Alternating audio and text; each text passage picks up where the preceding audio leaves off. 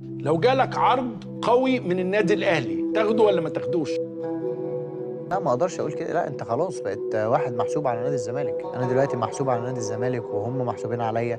عشان كده قلت ايه، لو حصل يعني موضوع وانا احترفت بره هرجع برضه بيتي نادي الزمالك، هرجع البيت اللي انا يعني مش اتعرفت قضيه منه. فلوس، يعني مثلا لو الاهلي قال لك ايه، انت بتاخد مثلا 10 في الزمالك، احنا هنديك 20. عشان ايه طيب؟ الواحد بيروح اهلي وزمالك ليه؟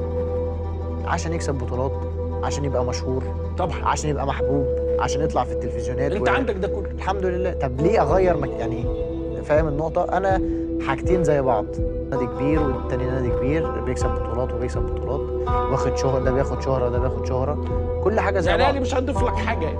لا مش هيضيف لي حاجة، مش بالمعنى، لكن انا في مكان دلوقتي مستقر فيه نفسيا واخد وضعي تمام، والناس بتحبني جدا وكل حاجة، وبعمل تاريخ في نادي معين.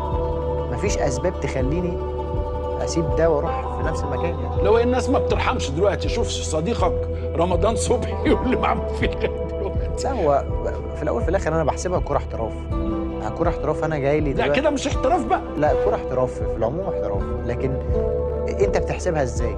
ممكن واحد يقول لك لا انا اروح الاهلي يمكن مثلا اكسب افريقيا، وانا افكر لا طب ما انا اقعد في الزمالك ونحاول نكسب افريقيا. فاهم؟ هي كل واحد بتفكيره بصراحه، في الاول وفي الاخر دماغك ودماغ اللي حواليك، يعني الناس المسؤولين عليك.